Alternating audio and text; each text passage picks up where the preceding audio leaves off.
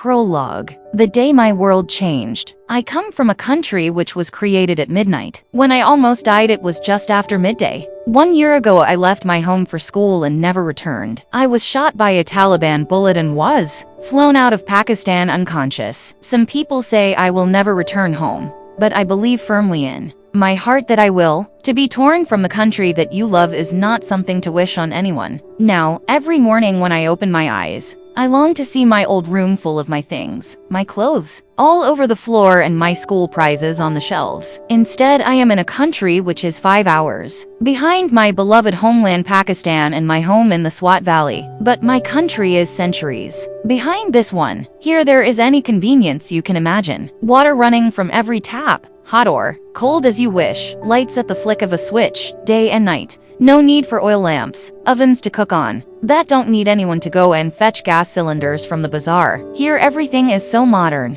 One can even find food ready cooked in packets. When I stand in front of my window and look out, I see tall buildings, long roads full of vehicles, moving in orderly lines, neat green hedges and lawns, and tidy pavements to walk on. I close my eyes, and for a moment I am back in my valley, the high snow-topped mountains, green waving fields, and fresh blue rivers, and my heart smiles when it looks at the people of Swat. My mind transports me back to my school, and there I am reunited with my friends and teachers. I meet my best friend, Maniba, and we sit together, talking and joking as if I had never left. Then I remember I am in Birmingham, England. The day when everything changed was Tuesday, 9 October 2012. It wasn't the best of days to start with, as it was the middle of school exams, though as a bookish girl, I didn't mind them as much as some of my classmates. That morning we arrived in the narrow mud lane off Haji Baba Road in our usual procession of brightly painted rickshaws, sputtering diesel fumes, each one crammed with 5 or 6 girls. Since the time of the Taliban, our school has had no sign, and the ornamented brass door and a white wall across from the woodcutter's yard gives no hint of what lies beyond. For us girls, that doorway was like a magical entrance to our own special world. As we skipped through, we cast off our head scarves like winds puffing away clouds to make way for the sun, then ran helter-skelter up the steps. At the top of the steps was an open courtyard with doors to all the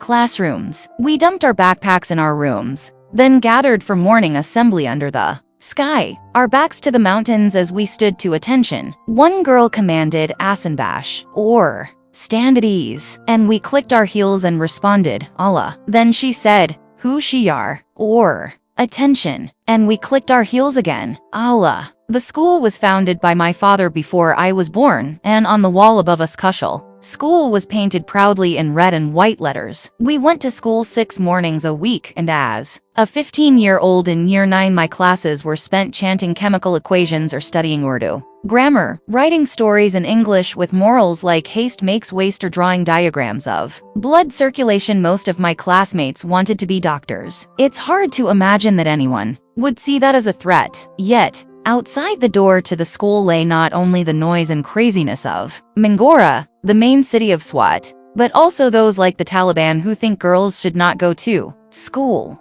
That morning had begun like any other, though a little later than usual. It was exam time, so school started at 9 instead of 8, which was good as I don't like getting up and can sleep through the crows of the cocks and the prayer calls of the muezzin. First, my father would try to rouse me. Time to get up, Johnny Mun, he would say. This means soulmate in Persian, and he always called me that at the start of the day. A few more minutes, Abba, please, I'd beg, then burrow deeper under the quilt. Then my mother would come. Pisho, she would call. This means cat, and is her name for me. At this point, I'd realize the time and shout, Bobby, I'm late. In our culture, every man is your brother, and every woman your sister. That's how we think of each other. When my father first brought his wife to school, all the teachers referred to her as my brother's wife or Bobby. That's how it stayed. From then on, we all call her Bobby now. I slept in the long room at the front of our house, and the only furniture was a bed and a cabinet, which I had bought with some of the money I had been given as an award for campaigning for peace in our valley and the right for girls to go to school. On some shelves were all the gold-colored plastic cups and trophies I had won for coming first in my class. Only twice had I not come top both times, when I was beaten by my class rival Malka Noor. I was determined it would not happen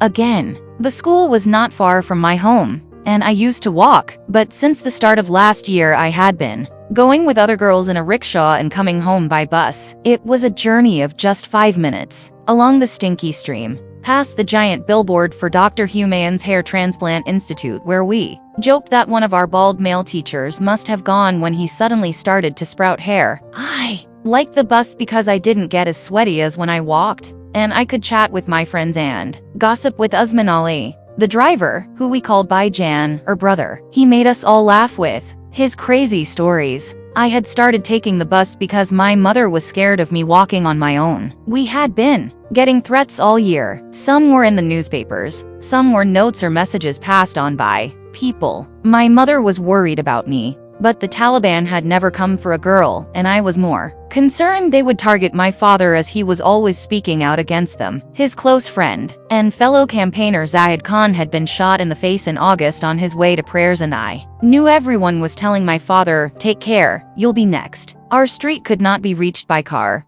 so coming home I would get off the bus on the road below, by the stream, and go through a barbed iron gate and up a flight of steps. I thought if anyone attacked me, it would be on those steps. Like my father, I've always been a daydreamer, and sometimes in lessons, my mind would drift, and I'd imagine that on the way home a terrorist might jump out and shoot me on those steps. I wondered what I would do. Maybe I'd take off my shoes and hit him, but then I'd think if I did that there would be no difference between me and a terrorist. It would be better to plead, "Okay, shoot me, but first listen to me. What you are doing is wrong. I'm not against you personally, I just want every girl to go to school." I wasn't scared, but I had started making sure the gate was locked at night, and asking God what happens when you die. I told my best friend Maniba everything. We'd lived on the same street when we were little and been friends since primary school, and we shared everything, Justin Bieber songs and Twilight movies, the best face lightening creams. Her dream was to be a fashion designer, although she knew her family would never agree to it, so she told everyone she wanted to be a doctor. It's hard for girls in our society to be anything other than teachers or doctors if they can work at all. I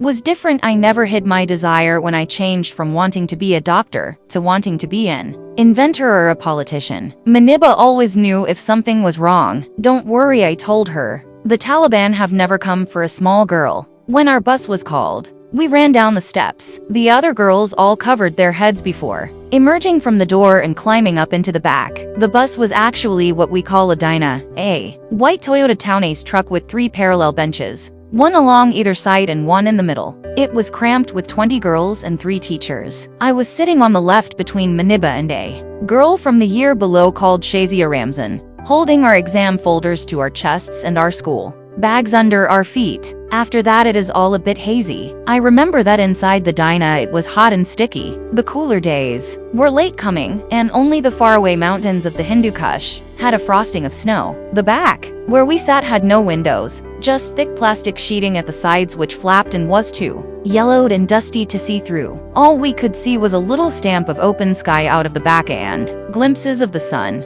At that time of day, a yellow orb floating in the dust that streamed over everything. I remember that the bus turned right off the main road at the army checkpoint is always in rounded. The corner past the deserted cricket ground. I don't remember anymore. In my dreams about the shooting, my father is also in the bus, and he is shot with me. And then there are men everywhere, and I am searching for my father. In reality, what happened was we suddenly stopped. On our left was the tomb of Sher Muhammad Khan, the finance minister of the first ruler of Swat, all overgrown with grass, and on our right the snack factory. We must have been less than 200 meters from the checkpoint. We couldn't see in front, but a young bearded man in light-colored clothes had stepped into the road and waved the van down. "Is this the Kushal school bus?" he asked our driver. Usman Baijan thought this was a stupid question as the name was painted on the side. "Yes," he said. "I need information about some children," said the man. "You should go to the office," said Usman Baijan. As he was speaking, another young man in white approached the back of the van. "Look, it's one of those journalists coming to ask for an interview," said Maniba. Since I'd started speaking at events with my father to campaign for girls' education and against those like the Taliban who want to hide us away, journalists often came, even foreigners. Though not like this in the road. The man was wearing a peaked cap and had a handkerchief over his nose and mouth as if he had flu. He looked like a college student. Then he swung himself onto the tailboard at the back and leaned in right over us. "Who is Malala?" he demanded. No one said anything, but several of the girls looked at me. I was the only girl with my face not covered. That's when he lifted up a black pistol. I later learned it was a Colt 45. Some of the girls screamed. Maniba tells me I squeezed her hand. My friends say he fired 3 shots, one after another. The first went through my left eye socket and out under my left shoulder. I slumped forward onto Maniba, blood coming from my left ear. So the other 2 bullets hit the girls next to me. One bullet went into Shazia's left hand. The third went through her left shoulder and into the upper right arm of Kainat Riaz. My friends later told me the gunman's hand was shaking as he fired. By the time we got to the hospital, my long hair and Maniba's lap were full of blood. Who is Malala? I am Malala and this is my story. Part 1. Before the Taliban, rather I receive your bullet-riddled body with honor than news of your cowardice on the battlefield. A daughter is born. When I was born, people in our village commiserated with my mother, and nobody congratulated my father. I arrived at dawn as the last star blinked out. We Pashtuns see this as an auspicious sign. My father didn't have any money for the hospital or for a midwife, so a neighbor helped at my birth. My parents' first child was stillborn, but I popped out kicking and screaming. I was a girl in a land where rifles are fired in celebration of a son, while daughters are hidden away behind a curtain, their role in life simply to prepare food and give birth to children. For most Pashtuns, it's a gloomy day when a daughter is born. My father's cousin Jian Sher Khan Yousafzai was one of the few who came to celebrate my birth, and even gave a handsome gift of money. Yet, he brought with him a vast family tree of our clan, the Dalakal Yousafzai. Going right back to my great-great-grandfather and showing only the male line. My father, Ziauddin, is different from most Pashtun men. He took the tree, drew a line like a lollipop from his name, and at the end of it, he wrote Malala. His cousin laughed in astonishment. My father didn't care. He says he looked into my eyes after I was born and fell in love. He told people, "I know there is something different about this child." He even asked friends to throw dried fruits, sweets and coins into my cradle, something we usually only do for boys. I was named after Malala of Maiwand, the greatest heroine of Afghanistan. Pashtuns are a proud people of many tribes split between Pakistan and Afghanistan. We live as we have for centuries by a code called Pashtunwali, which obliges us to give hospitality to all guests, and in which the most important value is nang or honor. The worst thing that can happen to a Pashtun is loss of face. Shame is a very terrible thing for a Pashtun man. We have a saying, without honor, the world counts for nothing. We fight and feud among ourselves so much that our word for cousin Tarbar is the same as our word for enemy, but we always come together against outsiders who try to conquer our lands. All Pashtun children grow up with the story of how Malala inspired the Afghan army to defeat the British in 1880 in one of the biggest battles of the Second Anglo-Afghan War. Malala was the daughter of a shepherd in Maiwand, a small town on the dusty plains west of Kandahar. When she was a teenager, both her father and the man she was supposed to marry were among thousands of Afghans fighting against the British occupation of their country. Malala went to the battlefield with other women from the village to tend the wounded and take them water. She saw their men were losing, and when the flag bearer fell, she lifted her white veil up high and marched onto the battlefield in front of the troops. "Young love," she shouted, "if you do not fall in the Battle of Maiwand, then, by God, someone is saving you as a symbol of shame." Malala was killed under fire, but her words and bravery inspired the men to turn the battle around. They destroyed an entire brigade, one of the worst defeats in the history of the British Army. The Afghans were so proud that the last Afghan king built a Maiwand Victory Monument in the center of Kabul. In high school, I read some Sherlock Holmes and laughed to see that this was the same battle where Dr. Watson was wounded before becoming partner to the great detective. In Malala, we Pashtuns have our very own Joan of Arc. Many girls' schools in Afghanistan are named after her, but my grandfather, who was a religious scholar and village cleric, didn't like my father giving me that name. "It's a sad name," he said. "It means grief-stricken." When I was a baby, my father used to sing me a song written by the famous poet Ramat Shah Sale of Peshawar. The last verse ends, "O Malala of Maiwand, rise once more to make Pashtuns understand the song of honor. Your poetic words turn worlds around. I beg you, rise again. My father told the story of Malala to anyone who came to our house. I loved hearing the story and the songs my father sang to me, and the way my name floated on the wind when people called it. We lived in the most beautiful place in all the world. My valley, the Swat Valley, is a heavenly kingdom of mountains, gushing waterfalls and crystal clear lakes. Welcome to paradise, it says on a sign as you enter the valley. In olden times, Swat was called Ajana, which means garden. We have fields of wildflowers, orchards of delicious fruit, emerald mines and rivers full of trout. People often call Swat the Switzerland of the East. We even had Pakistan's first ski resort. The rich people of Pakistan came on holiday to enjoy our clean air and scenery, and our Sufi festivals of music and dancing. And so did many foreigners, all of whom we called Angras in English wherever they came from. Even the Queen of England came and stayed in the White Palace that was built from the same marble as the Taj Mahal by our king, the first Wali of Swat. We have a special history too. Today Swat is part of the province of Khyber Pakhtunkhwa, or KPK, as many Pakistanis call it. But Swat used to be separate from the rest of Pakistan. We were once a princely state, one of three with the neighboring lands of Chitral and Dur. In colonial times our kings owed allegiance to the British but ruled their own land. When the British gave India independence in 1947 and divided it, we went with the newly created Pakistan, but stayed autonomous. We used the Pakistani rupee, but the government of Pakistan could only intervene on foreign policy. The Wali administered justice, kept the peace between warring tribes and collected a tax of 10% of income with which he built roads, hospitals and schools. We were only 100 miles from Pakistan's capital Islamabad, as the crow flies, but it felt as if it was in another country. The journey took at least 5 hours by road over the Malakan Pass, a vast bowl of mountains where long ago our ancestors, led by a preacher called Mullah Sadullah, known by the British as the Mad Fakir, battled British forces among the craggy peaks. Among them was Winston Churchill, who wrote a book about it, and we still call one of the peaks Churchill's Picket, even though he was not very complimentary about our people. At the end of the pass is a green-domed shrine where people throw coins to give thanks for their safe arrival. No one I knew had been to Islamabad. Before the troubles came, most people, like my mother, had never been outside Swat. We lived in Mingora, the biggest town in the valley, in fact the only city. It used to be a small place, but many people had moved in from surrounding villages,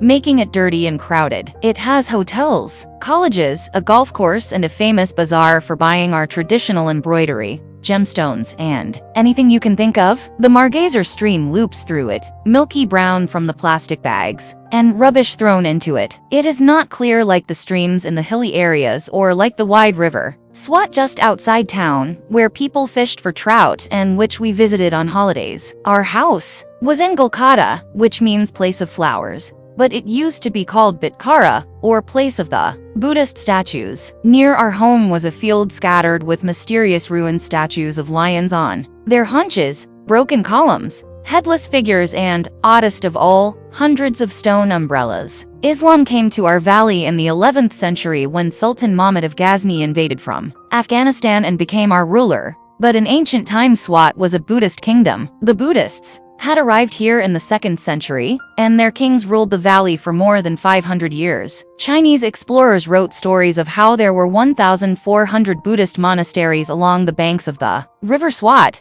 and the magical sound of temple bells would ring out across the valley. The temples are long gone, but almost anywhere you go in Swat, amid all the primroses and other wildflowers, you find their remains. We would often picnic among rock carvings of a smiling fat Buddha, sitting cross-legged on a lotus flower. There are many stories that Lord Buddha himself came here because it is a place of such peace, and some of his ashes are said to be buried in the valley in a giant stupa. Our Bitkara ruins were a magical place to play hide and seek. Once some foreign archaeologists arrived to do some work there and told us that in times gone by, it was a place of pilgrimage full of beautiful temples domed with gold where Buddhist kings lay buried. My father wrote a poem, The Relics of Bitkara, which summed up perfectly how temple and mosque could exist side by side. When the voice of truth rises from the minarets, the Buddha smiles, and the broken chain of history reconnects. We lived in the shadow of the Hindu Kush Mountains, where the men went to shoot ibex and golden cockerels. Our house was one story and proper concrete. On the left were steps up to a flat roof big enough for us children to play cricket on. It was our playground. At dusk my father and his friends often gathered to sit and drink tea there. Sometimes I sat on the roof too, watching the smoke rise from the cooking fires all around and listening to the nightly racket of the crickets. Our valley is full of fruit trees on which grow the sweetest figs and pomegranates and peaches, and in our garden we had grapes, guavas, and persimmons. There was a plum tree in our front yard which gave the most delicious fruit. It was always a race between us and the birds to get to them. The birds loved that tree, even the woodpeckers. For as long as I can remember, my mother has talked to birds. At the back of the house was a veranda where the women gathered. We knew what it was like to be hungry, so my mother always cooked extra and gave food to poor families. If there was any left, she fed it to the birds. In Pashto, we loved to sing Tapi two-line poems, and as she scattered the rice, she would sing one. Don't kill doves in the garden. You kill one, and the others won't come. I like to sit on the roof and watch the mountains and dream. The highest mountain of all is the pyramid-shaped Mount Elam. To us it's a sacred mountain and so high that it always wears a necklace of fleecy clouds. Even in summer it's frosted with snow. At school we learned that in 327 BC, even before the Buddhists came to Swat, Alexander the Great swept into the valley with thousands of elephants and soldiers on his way from Afghanistan to the Indus. The Swati people fled up the mountain, believing they would be protected by their gods because it was so high. But Alexander was a determined and patient leader. He built a wooden ramp from which his catapults and arrows could reach the top of the mountain. Then he climbed up so he could catch hold of the star of Jupiter as a symbol of his power. From the rooftop, I watched the mountains change with the seasons. In the autumn, chill winds would come. In the winter, everything was white snow, long icicles hanging from the roof like daggers, which we loved to snap off. We raced around, building snowmen and snow bears and trying to catch snowflakes. Spring was when Swat was at its greenest. Eucalyptus blossom blew into the house, coating everything white, and the wind carried the pungent smell of the rice fields. I was born in summer, which was perhaps why it was my favorite time of year, even though in Mingora summer was hot and dry and the stream stank where people dumped their garbage. When I was born, we were very poor. My father and a friend had founded their first school and we lived in a shabby shack of 2 rooms opposite the school. I slept with my mother and father in one room and the other was for guests. We had no bathroom or kitchen, and my mother cooked on a wood fire on the ground and washed our clothes at a tap in the school. Our home was always full of people visiting from the village. Hospitality is an important part of Pashtun culture. 2 years after I was born, my brother Kushal arrived. Like me, he was born at home as we still could not afford the hospital, and he was named Kushal like my father's school, after the Pashtun hero Kushal Khan Khatak, a warrior who was also a poet. My mother had been waiting for a son, and could not hide her joy when he was born. To me he seemed very thin and small, like a reed that could snap in the wind. But he was the apple of her eye, her ladla. It seemed to me that his every wish was her command. He wanted tea all the time, our traditional tea with milk and sugar and cardamom. But even my mother tired of this, and eventually made some so bitter that he lost the taste for it. She wanted to buy a new cradle for him when I was born. My father couldn't afford one, so they used an old wooden one from the neighbors which was already 3rd or 4th hand,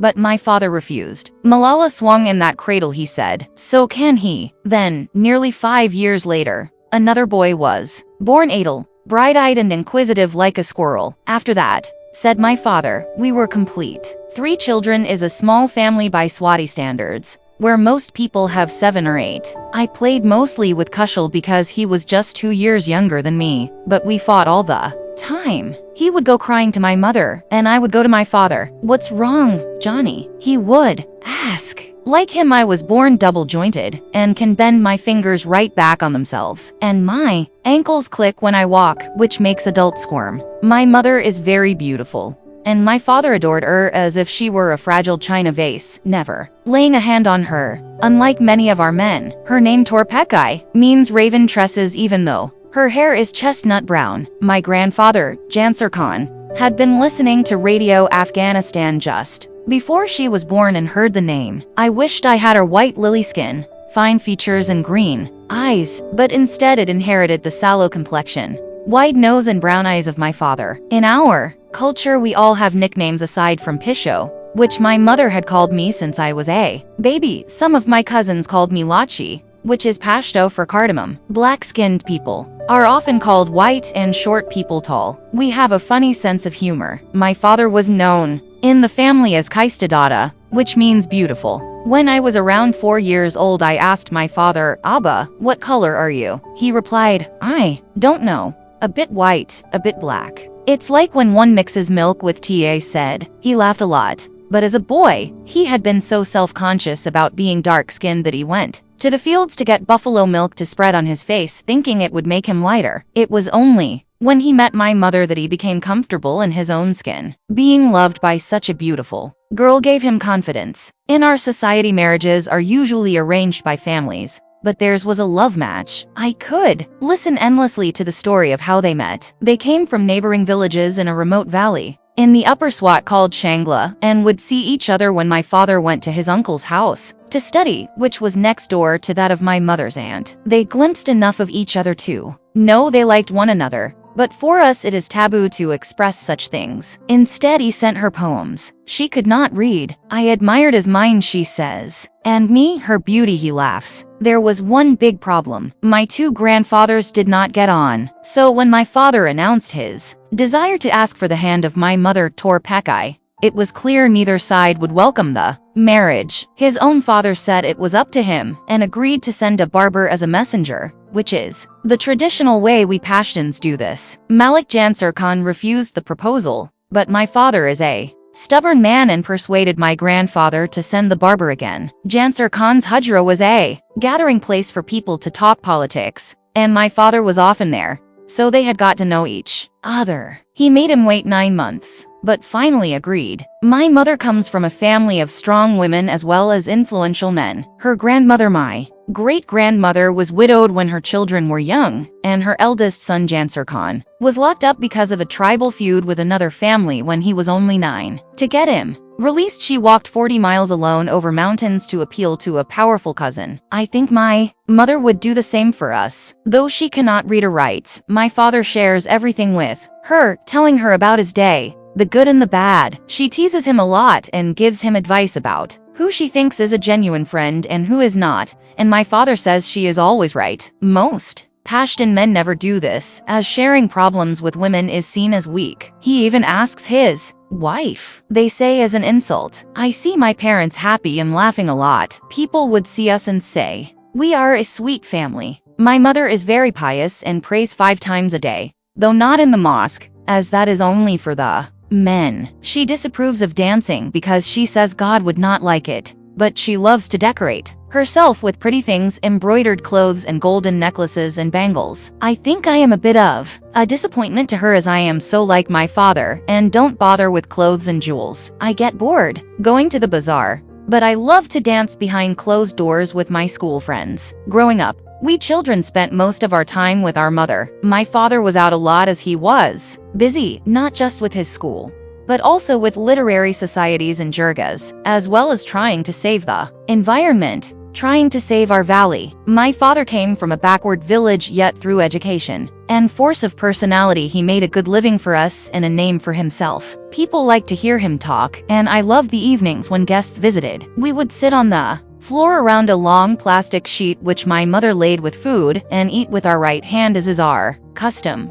balling together rice and meat. As darkness fell, we sat by the light of oil lamps, batting away the flies as our silhouettes made dancing shadows on the walls. In the summer months, there would often be thunder and lightning crashing outside, and I would crawl closer to my father's knee. I would listen rapt as he told stories of warring tribes, Pashtun leaders and saints, often through poems that he read in a melodious voice, crying sometimes as he read. Like most people in Swat, we are from the Yusufzai tribe. We Yusufzai, which some people spell Yusufzai or Yusufzai, are originally from Kandahar and are one of the biggest Pashtun tribes spread across Pakistan and Afghanistan. Our ancestors came to Swat in the 16th century from Kabul, where they had helped a Timurid emperor win back his throne after his own tribe removed him. The emperor rewarded them with important positions in the court and army, but his friends and relatives warned him that the Yusufzai were becoming so powerful they would overthrow him. So one night he invited all the chiefs to a banquet and set his men on them while they were eating. Around 600 chiefs were massacred. Only 2 escaped, and they fled to Peshawar along with their tribesmen. After some time they went to visit some tribes in Swat to win their support so they could return to Afghanistan. But they were so captivated by the beauty of Swat, they instead decided to stay there and forced the other tribes out. The Yusufzai divided up all the land among the male members of the tribe. It was a peculiar system called Wesh, under which every 5 or 10 years all the families would swap villages and redistribute the land of the new village among the men, so that everyone had the chance to work on good as well as bad land. It was thought this would then keep rival clans from fighting. Villages were ruled by khans, and the common people, craftsmen and laborers, were their tenants. They had to pay them rent in kind, usually a share of their crop. They also had to help the khans form a militia by providing an armed man for every small plot of land. Each khan kept hundreds of armed men both for feuds and to raid and loot other villages. As the Yusufzai in Swat had no ruler, there were constant feuds between the khans and even within their own families. Our men all have rifles, though these days they don't walk around with them like they do in other Pashtun areas, and my great-grandfather used to tell stories of gun battles when he was a boy. In the early part of the last century, they became worried about being taken over by the British, who by then controlled most of the surrounding lands. They were also tired of the endless bloodshed, so they decided to try and find an impartial man to rule the whole area and resolve their disputes. After a couple of rulers who did not work out,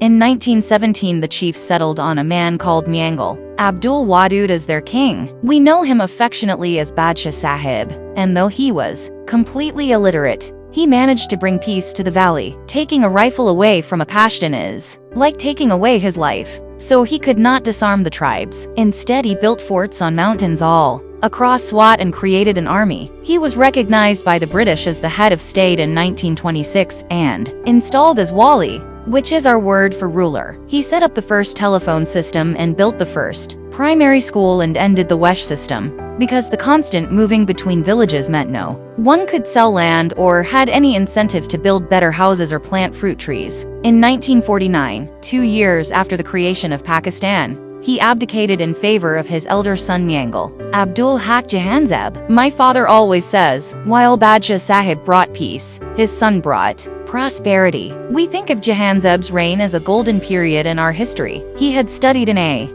British school in Peshawar, and perhaps because his own father was illiterate, he was passionate about schools and built many, as well as hospitals and roads. In the 1950s, he ended the system where people paid taxes to the khans, but there was no freedom of expression, and if anyone criticized the Wali, they could be expelled from the valley. In 1969, the year my father was born, the Wali gave up power and we became part of Pakistan's northwest frontier province, which a few years ago changed its name to Khyber Pakhtunkhwa. So I was born a proud daughter of Pakistan. Though like all Swatis, I thought of myself first as Swati, and then Pashtun, before Pakistani. Near us on our street there was a family with a girl my age called Safina, and 2 boys similar in age to my brothers, Babar and Basit. We all played cricket on the street or rooftops together, but I knew as we got older the girls would be expected to stay inside. We'd be expected to cook and serve our brothers and fathers, while boys and men could roam freely about town. My mother and I could not go out without a male relative to accompany us, even if it was a 5-year-old boy. This was the tradition. I had decided very early I would not be like that. My father always said, Malala will be free as a bird. I dreamed of going to the top of Mount Elam like Alexander the Great to touch Jupiter and even beyond the valley. But as I watched my brothers running across the roof, flying their kites and skillfully flicking the strings back and forth to cut each other's down, I wondered how free a daughter could ever be. My father the falcon. I always knew my father had trouble with words. Sometimes they would get stuck and he would repeat the same syllable over and over like a record caught in a groove as we all waited for the next syllable to suddenly pop out. He said it felt like a wall came down in his throat. M's, P's and K's were all enemies lying in wait. I teased him that one of the reasons he called me Johnny was because he found it easier to say than Malala. A stutter was a terrible thing for a man who so loved words and poetry. On each side of the family he had an uncle with the same affliction, but it was almost certainly made worse by his father, whose own voice was a soaring instrument that could make words thunder and dance. Spit it out, son. He'd roar whenever my father got stuck in the middle of a sentence. My grandfather's name was Rohul Amin, which means honest spirit, and is the holy name of the angel Gabriel. He was so proud of the name that he would introduce himself to people with a famous verse, in which his name appears. He was an impatient man at the best of times, and would fly into a rage over the smallest thing, like a hen going astray or a cup getting broken. His face would redden and he would throw kettles and pots around. I never knew my grandmother,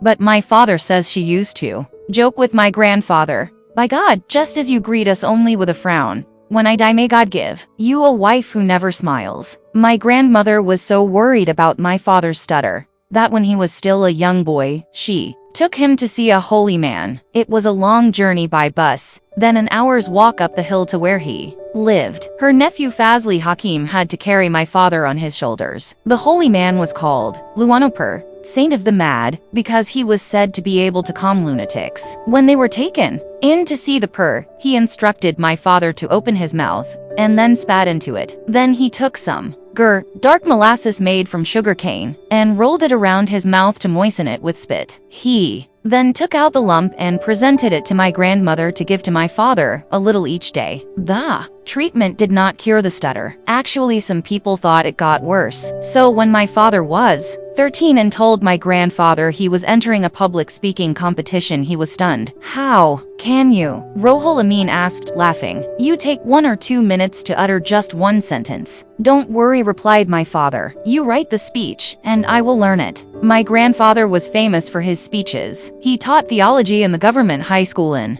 the village of Shopper. He was also an imam at the local mosque. He was a mesmerizing speaker. His sermons at Friday prayers were so popular that people would come down from the mountains by donkey or on foot to hear him. My father comes from a large family. He had one much older brother, Said Ramzan, who I call Uncle Khan Dada, and 5 sisters. Their village of Barkhana was very primitive, and they lived crammed together in a 1-story ramshackle house with a mud roof which leaked whenever it rained or snowed. As in most families, the girls stayed at home while the boys went to school. They were just waiting to be married, says my father. School wasn't the only thing my aunts missed out on. In the morning, when my father was given cream or milk, his sisters were given tea with no milk. If there were eggs, they would only be for the boys. When a chicken was slaughtered for dinner, the girls would get the wings and the neck, while the luscious breast meat was enjoyed by my father, his brother, and my grandfather. From early on I could feel I was different from my sisters, my father says. There was little to do in my father's village. It was too narrow even for a cricket pitch, and only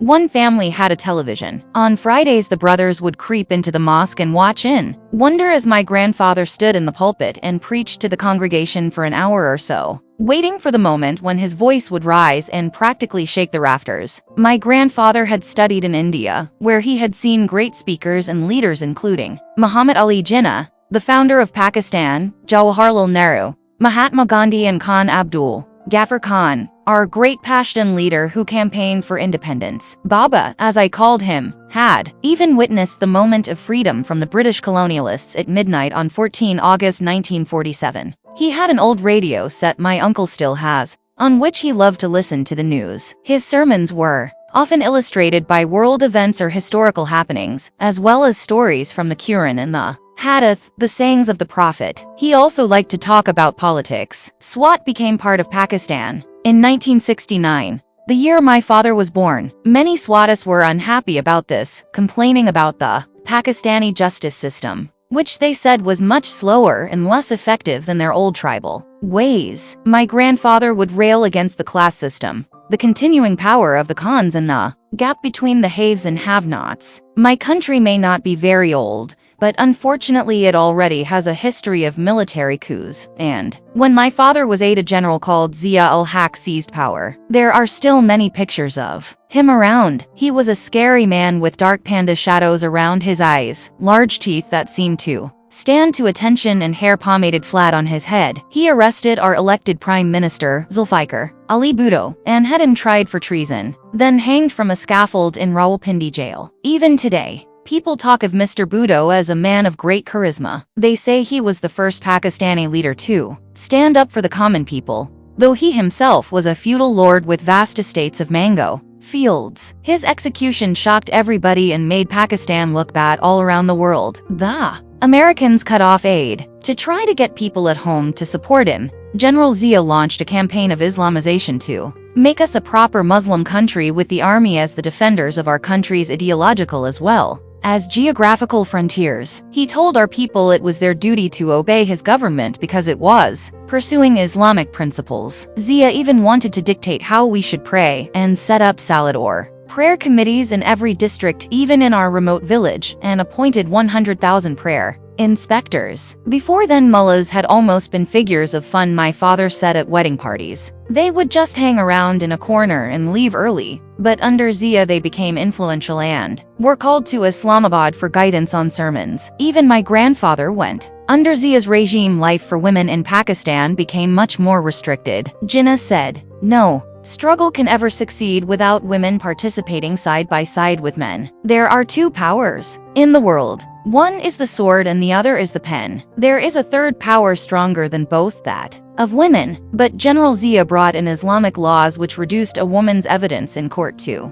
count for only half that of a man's. Soon our prisons were full of cases like that of a 13-year-old girl who was raped and become pregnant and was then sent to prison for adultery because she couldn't produce 4 male witnesses to prove it was a crime. A woman couldn't even open a bank account without a man's permission. As a nation, we have always been good at hockey, but Zia made our female hockey players wear baggy trousers instead of shorts and stopped women playing some sports altogether. Many of our madrasas or religious schools were opened at that time, and in all schools religious studies, what we call Diniyat, was replaced by Islamiyat, or Islamic studies, which children in Pakistan still have to do today. Our history textbooks were rewritten to describe Pakistan as a fortress of Islam, which made it seem as if we had existed far longer than since 1947, and denounced Hindus and Jews. Anyone reading them might think we won the 3 wars we have fought and lost against our great enemy India. Everything changed when my father was 10. Just after Christmas 1979, the Russians invaded our neighbor Afghanistan. Millions of Afghans fled across the border, and General Zia gave them refuge. Vast camps of white tents sprang up mostly around Peshawar, some of which are still there today. Our biggest intelligence service belongs to the military and is called the IC. It started a massive program to train Afghan refugees recruited from the camps as resistance fighters or mujahideen. Though Afghans are renowned fighters, Colonel Imam, the officer heading the program, complained that trying to organize them was like weighing frogs. The Russian invasion transformed Zia from an international pariah to the great defender of freedom. In the Cold War, the Americans became friends with us once again, as in those days Russia was their main enemy. Next door to us, the Shah of Iran had been overthrown in a revolution a few months earlier, so the CIA had lost their main base in the region. Pakistan took its place. Billions of dollars flowed into our exchequer from the United States and other Western countries, as well as weapons to help the IC train the Afghans to fight the Communist Red Army. General Zia was invited to meet President Ronald Reagan at the White House and Prime Minister Margaret Thatcher at 10 Downing Street. They lavished praise on him. Prime Minister Zulfikar Bhutto had appointed Zia as his army chief because he thought he was not very intelligent and would not be a threat. He called him his monkey, but Zia turned out to be a very wily man. He made Afghanistan a rallying point not only for the West, which wanted to stop the spread of communism from the Soviet Union, but also for Muslims from Sudan to Tajikistan, who saw it as a fellow Islamic country under attack from infidels. Money poured in from all over the Arab world, particularly Saudi Arabia, which matched whatever the US sent, and volunteer fighters too, including a Saudi millionaire called Osama bin Laden. We Pashtuns are split between Pakistan and Afghanistan and don't really recognize the border that the British drew more than 100 years ago, so our blood boiled over the Soviet invasion for both religious and nationalist reasons. The clerics of the mosques would often talk about the Soviet occupation of Afghanistan in their sermons, condemning the Russians as infidels and urging people to join the jihad, saying it was their duty as good Muslims. It was as if under Zia jihad had become the sixth pillar of our religion on top of the five we grow up to learn: the belief in one God, namaz or prayers 5 times a day, giving zakat or alms, rosa fasting from dawn till sunset during the month of Ramadan, and Hajj, the pilgrimage to Mecca, which every able-bodied Muslim should do once in their lifetime. My father says that in our part of the world this idea of jihad was very much encouraged by the CIA. Children in the refugee camps were even given school textbooks produced by an American university which taught basic arithmetic through fighting. They had examples like, if out of 10 Russian infidels, 5 are killed by 1 Muslim, 5 would be left, or 15 bullets, 10 bullets equals 5 bullets. Some boys from my father's district went off to fight in Afghanistan. My father remembers that one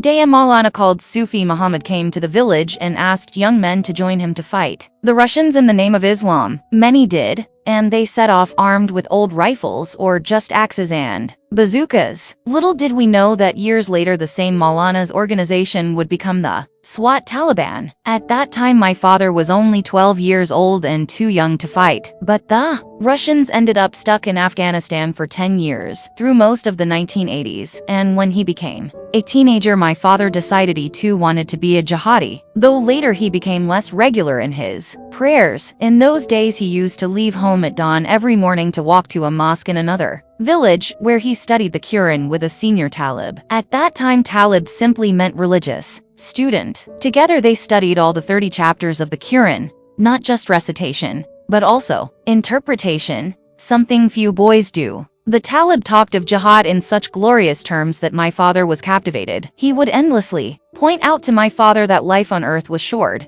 and that there were few opportunities for young men in the village. Our family owned little land, and my father did not want to end up going south to work in the coal mines like many of his classmates. That was tough and dangerous work, and the coffins of those killed in accidents would come back several times a year. The best that most village boys could hope for was to go to Saudi Arabia or Dubai and work in construction. So heaven with its 72 virgins sounded attractive. Every night my father would pray to God, "Oh Allah, please make war between Muslims and infidels so I can die in your service and be a martyr." For a while his Muslim identity seemed more important than anything else in his life. He began to sign himself Ziauddin Panjpiri. The Panjpiri are a religious sect and sprouted the first signs of a beard. It was, he says, a kind of brainwashing. He believes he might even have thought of becoming a suicide bomber had there been such a thing in those days. But from an early age he had been a questioning kind of boy who rarely took anything at face value, even though our education at government schools meant learning by rote, and pupils were not supposed to question teachers. It was around the time he was praying to go to heaven as a martyr that he met my mother's brother, Faiz Muhammad, and started mixing with her family and going to her father's hujra. They were very involved in local politics,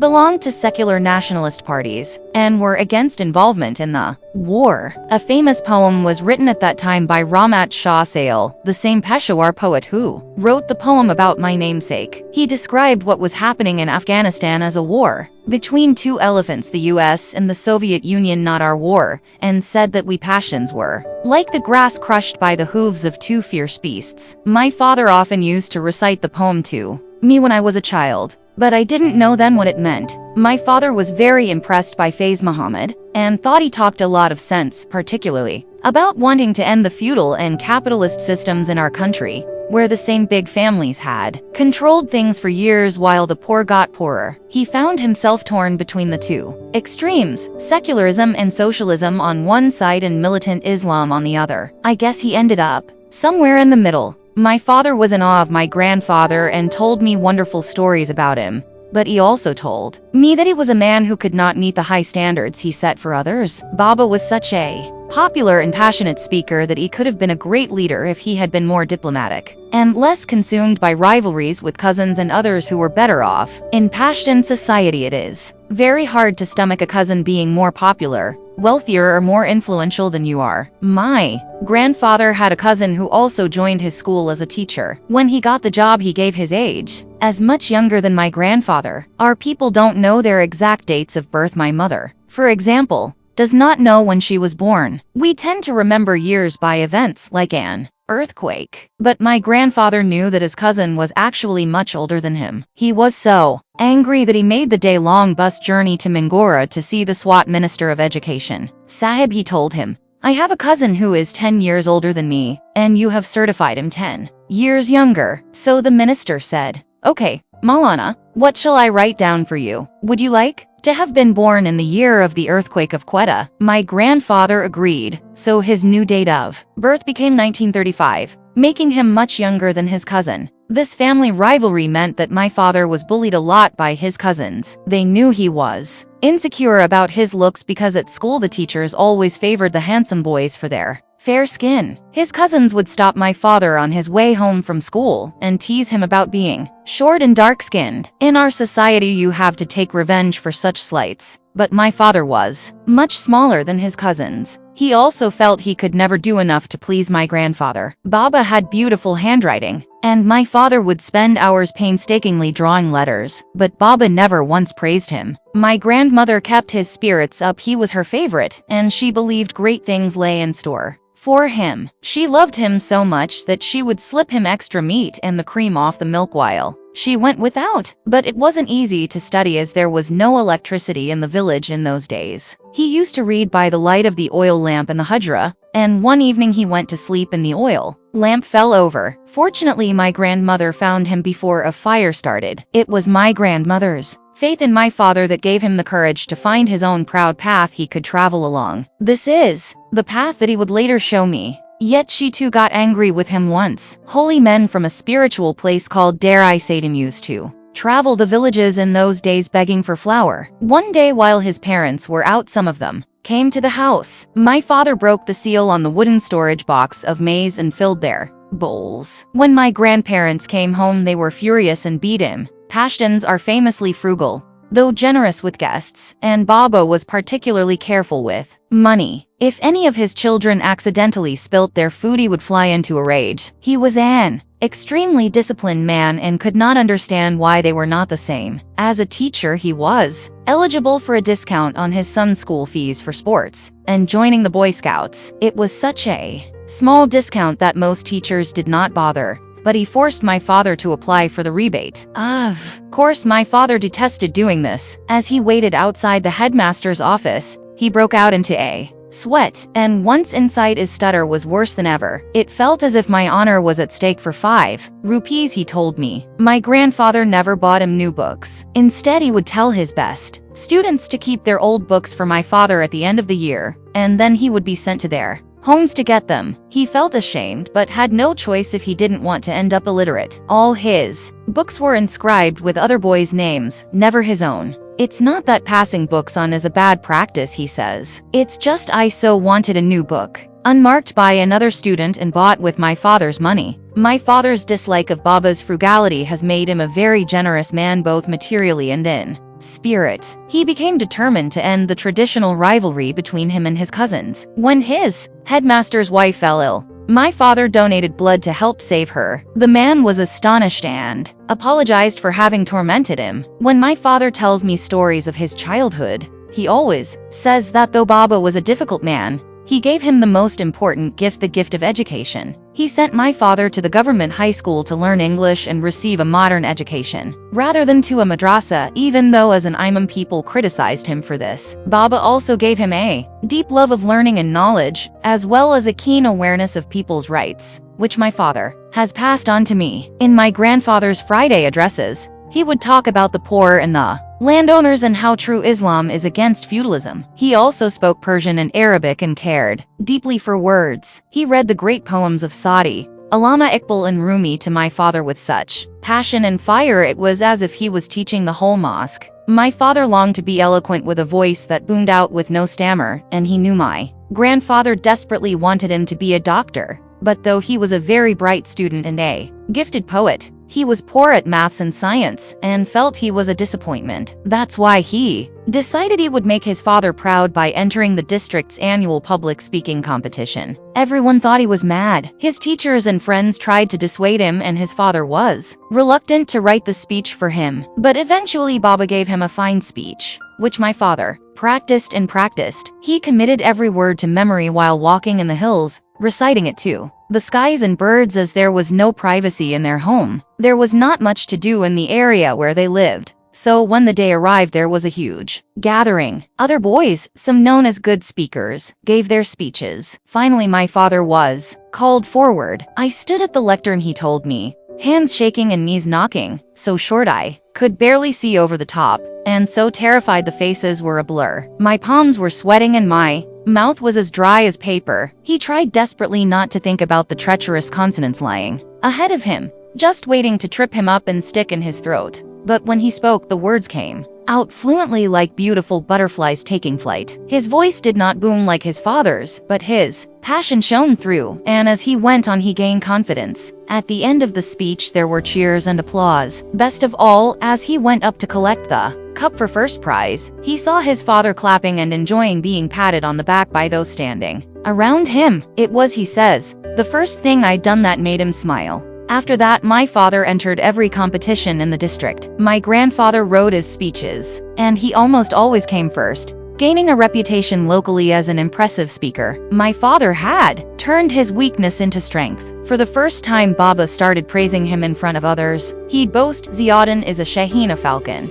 because this is a creature that flies high above other birds. Write your name as Ziauddin Shaheen, he told him. For a while my father did this but stopped when he realized that although a falcon flies high, it is a cruel bird. Instead he just called himself Ziauddin Yousafzai, our clan name.